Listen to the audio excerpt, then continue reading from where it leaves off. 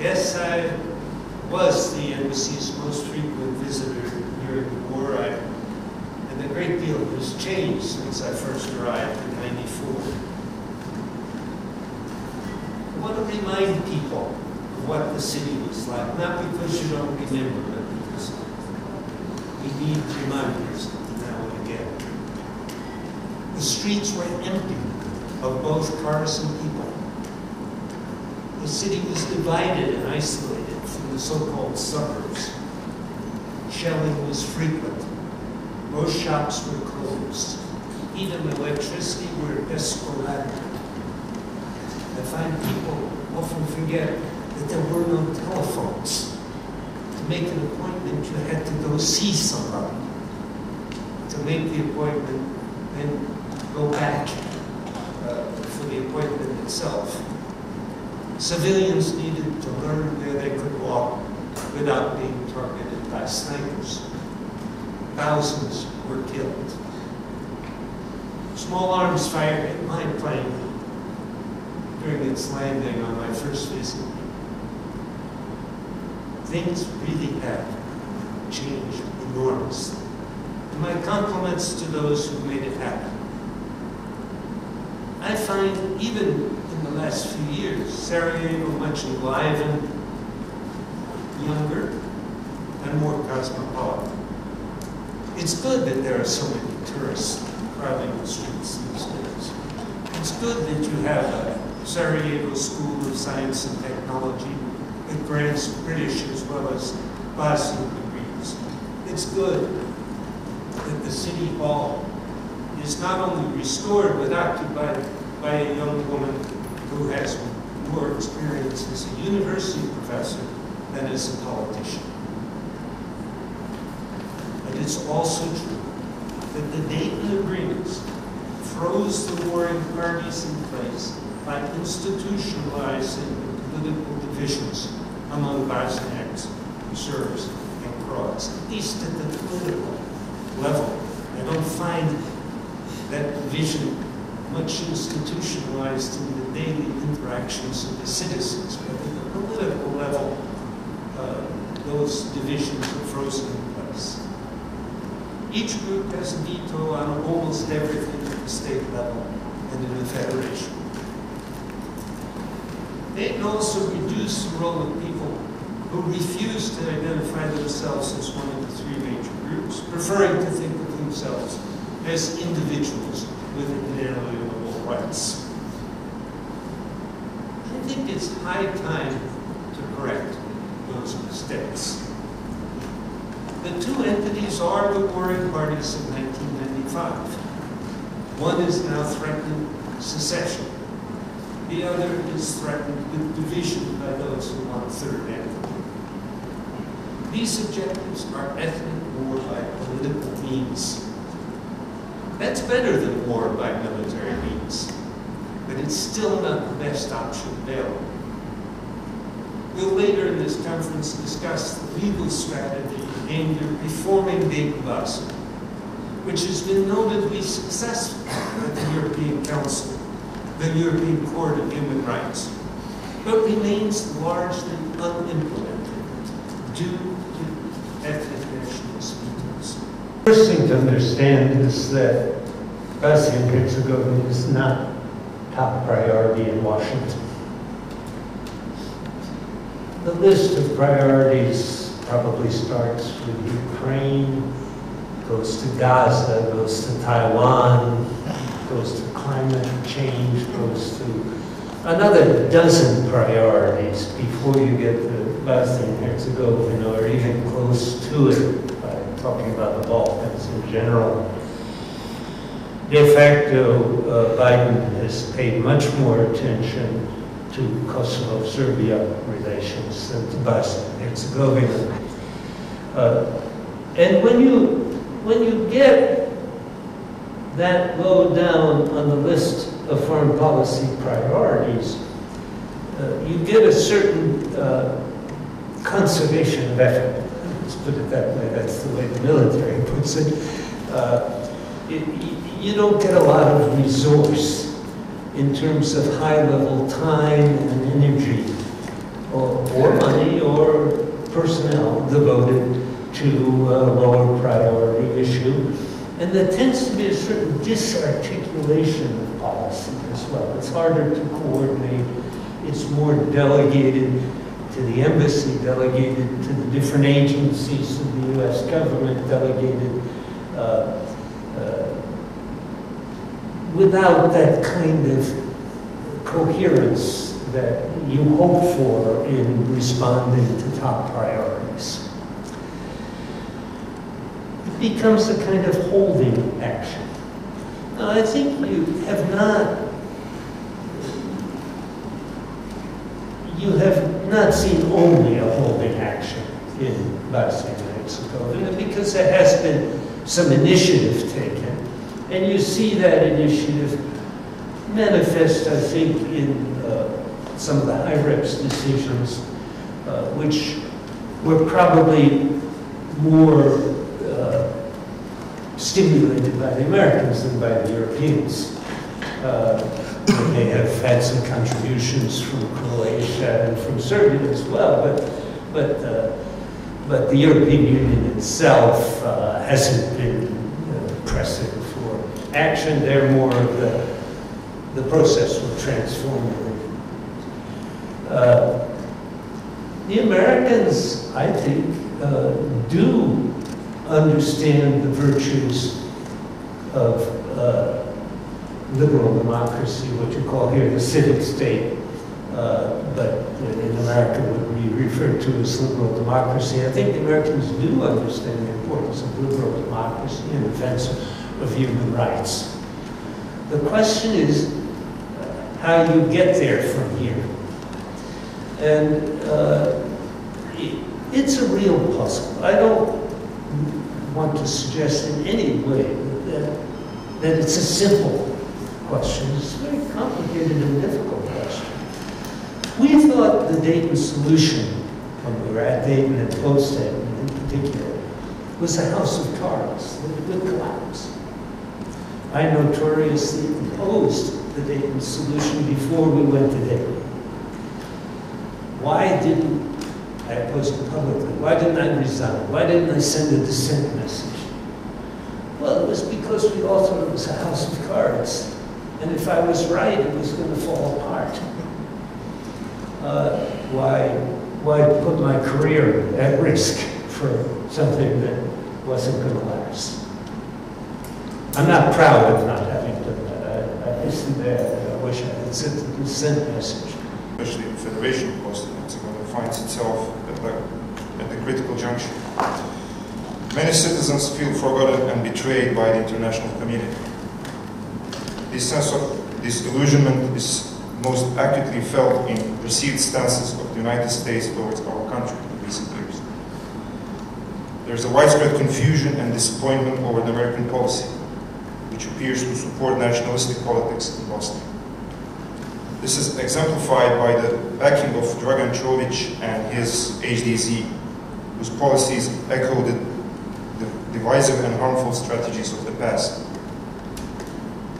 This perceived international weakening of Bosnia, with the help of some US policymakers, raises a critical question that demands answering. Why has American policy shifted in a way that seemingly strengthens nationalistic forces to the detriment of Bosnia and Herzegovina? Bosnia and Herzegovina's unity and progress, above all. This stance not only undermines our state's institutions, but also fosters an environment ripe for malign influences from autocratic states such as Russia and China. A stronger Bosnia with robust state institutions is our best defense against the external threats. It is imperative that these concerns are conveyed to Washington. We believe there are still many within the American administration who are committed to a strong and united Bosnia and Herzegovina. We hope that today's discussion will resonate beyond this room and reach those decision makers who can influence change. As we embark on this conference, I encourage each of you to actively participate in the discussions. Share your insights and collaborate on finding solutions to the challenges we face here in Bosnia. Your expertise and engagement are vital to shaping a better future for Bosnia and Herzegovina. So thank you all for being here, and I wish everyone a successful and productive conference. Let us work together to ensure that our voices are heard and that our concerns are addressed for the benefit of Bosnia and its people. So I would like to welcome... So this notion of Bosnia-Herzegovina as a success story, I think is really, really interesting. Because I mean, I think it's objectively right, but then there's also this other tension, and I think Professor Server's comments really brought to that to the fore. And it's namely this: Bosnia is probably the only country in the world where one of the main tensions, if not the main tension, is actually between the majority of the public and its political representatives, who have indicated through both their publicly stated policy preferences, 2.5, 3 decades worth of voting patterns, you know, the kind of output that the Bosnian intellectual community, academic, civil society, etc., that they all put out. There is clearly a critical consensus about the fact that Bosnia-Herzegovina is a country whose majority of its population wants to move towards the Atlantic community, wants to move towards the European community, wants to see the reform of Bosnia-Herzegovina's constitutional and political apparatus in line with the norms and values of what we consider the liberal democratic world. And in response, the predominant position, to be slightly simplistic, of both the United States and the EU has been no. You can't. Or at the very least, not yet. And I think the clearest articulation of that came to really link up with something that Elf was saying at the end here, which is that the position of the Biden administration seems like one of the most important, outstanding, at the very least foreign policy, but also realistically domestic questions in Bosnia and Herzegovina. The now former US regional envoy for the Western Balkans, a gentleman by the name of Gabriel Escobar, who I'm sure we're all familiar with. He gave an interview about 1.5 years or 2 years ago, I recall. And he was asked very specifically about the question of reform of Bosnia-Herzegovina's constitution in line with essentially a kind of civic, liberal, democratic, Euro-Atlantic model. And Mr. Escobar responded, of course Bosnia can become a civic state, he said, but not until it joins the European Union.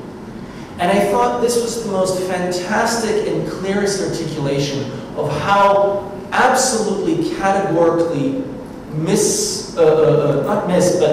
categorically mistaken even very senior US officials were about basic political realities of Bosnia, but also Europe as well, right? Because by definition, Bosnia can't join the EU until it becomes a civic state. It's not the other way around. If it was, right, if it was, why not put Kyrgyzstan, as it is right now, into the European Union, right? Why not put Turkmenistan in there as well? Hey, it's an autocratic dictatorship, but maybe once it joins the EU, it'll become a civic democracy. No, the whole point is that the EU enlargement process is transformative, so you become a civic democracy, and then you join the EU. That's the prize at the end, theoretically speaking. But the very thing, the very fact that Mr. Escobar articulated this, to me speaks to, again, I think, to my mind, the most profound tension in, shall we say, the Bosnia-US relationship. And I'll kind of wind up on this, and this is something that Dan was saying. Right? Dan brings his sort of personal experience to the table, and he makes a very, very powerful argument that I think we need to take very, very seriously. And that is that he says, you know, I, as a minority in my own country in the United States, feel better protected by a legislative, political, and constitutional regime which is founded on the idea of liberal and individual rights, right? I feel better protected in that context than I do by a collectivist framework. So I think first and foremost, the thing that we have to emphasize is that a second Trump administration would be a catastrophe for the United States, right? It would be a catastrophe for American rule of law, it would be a catastrophe for the American constitutional project, indeed the project of the Republic as a whole. And that cannot be underestimated, because any kind of serious domestic crisis, as would almost surely follow in the event of a Trump presidency, second Trump presidency, look, is going to have all kinds of negative consequences for the entire world, right? Even if it's just the United States having to turn inwards and consume itself with, again, will be very significant political conflict, even if the Trump administration doesn't get around to doing anything on its foreign policy agenda, it will be bad news. The second part is, if the Trump administration, if there is a second Trump administration, does get around to foreign policy issues, all of the indicators are that it would be extremely negative for the Western Balkans, but also Europe, right? We know that, unfortunately, Mr. Richard Grenell is very likely to be a very senior figure in the second Trump administration, very possibly Secretary of State. He was already the Director of National Intelligence. We know, unfortunately, that he has exceptionally close ties to the authoritarian regime in Serbia. We know that the regime in Serbia has spent billions of dollars attempting to indirectly lobby the Trump family through some sweetheart real estate deals in Belgrade, through the Kushner family and others. So this is transparent corruption, right? I mean, I have to be honest, and I will defer to Dan's expertise, I do find it quite shocking that the DOJ, the Department of Justice in Washington, has not pursued this matter more aggressively. I mean, perhaps they are doing so as we speak, but there it is. And then, of course, we know that Mr. Dodik here in Bosnia has been very explicit about the fact that he believes that a second Trump administration would be very, very positive, in particular for his secessionist agenda in Bosnia and Herzegovina. I will caution us a little bit and say that this rhetoric was something that we heard from Mr. Dodik in 2016 and 2015 as well. And ultimately, the first Trump administration was kind of a bit of a non-event for Bosnia. The Trump administration did not have much of a Bosnian policy. It was extremely negative for Kosovo. Bosnia was inculcated a little bit. I'm fearful that the second time around we won't be as lucky. Again, having a lot to do in particular with Mr. Grenell's links to Vučić and Dodik. However, the last thing that I want to say on this point is that I think we also need to be a little bit cautious about what exactly the second Biden administration would mean for Bosnia. And I think Dan is absolutely right that, of course, Bosnia is not on the agenda in Washington. The Western Balkans are not on the agenda. And he's also right that that is first and foremost a failing on the part of folks here, right? And I mean, I include myself in that as somebody who, you know, I live abroad, but I like to think of myself as part of the community. The community might not think of myself that way, but there we are. All which is to say is, I think, you know, I believe it was Ralph that made reference to Christian Schmidt's interventions in October of 22 and April of 23. Look, that was the most negative intervention by the international community, possibly since Dayton.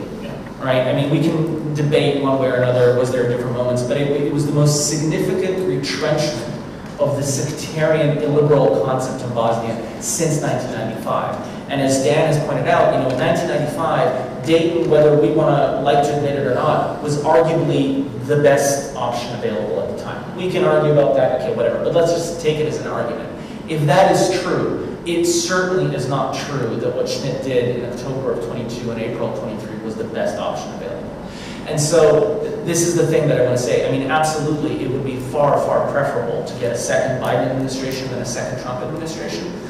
But it is not at all clear that a second Biden administration would ipso facto result in a strengthening of the liberal project in Bosnia. So, post-Dayton BIH right now in 2023-24 has a human development index of 0.78, which is considered a high, almost very high human development score. Has low, comparatively, very low levels of violent crime. Has a life expectancy of over 75 years, average life expectancy. Which is better than several EU states. So there's, I think, 5 EU states where people tend to live shorter lives than they do in Bosnia. It has better global peace index score than France or Cyprus, so 2 EU member states. Its average economic growth in the last 29 years has surpassed European average almost every year. But if you compound it, it's fairly better than EU average growth. And I see former central bank governor who joined us in the meantime, Mr. Softic, nodding in approval. So this is an interesting fact. Unemployment in Bosnia right now is at 13%, 1-3. It is the lowest unemployment rate ever.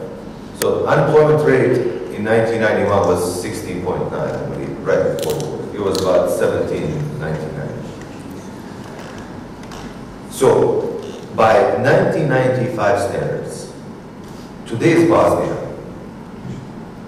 is, we have to be objective, a success compared to what we had in 1995. Now, why is it then that majority of commentators, academics, analysts, consider this country to be, I don't want to say failure, but a problematic society in the middle of Europe?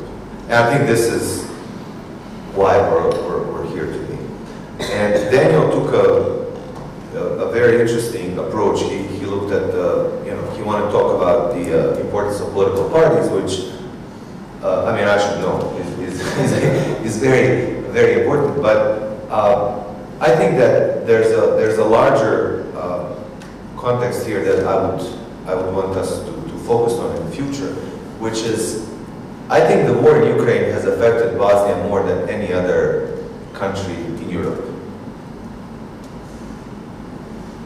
without causing violence, thankfully. So Bosnia has avoided violence. 24th of February of 2022, the morning of, when we all woke up, it sort of seemed like Bosnia was on the chopping block, Putin's chopping block.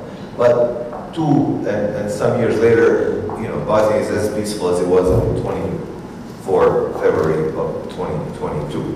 But I think the influence of the second Russian invasion of Ukraine on America's policy, America's Bosnia policy, in my view, is the most important element of America's view of Bosnia. And Daniel knows this, as I said in my opening speech, better than anybody I believe, better than anybody in Washington. That's outside of government. So that's my comment on Dan's speech and my contribution to further discussion.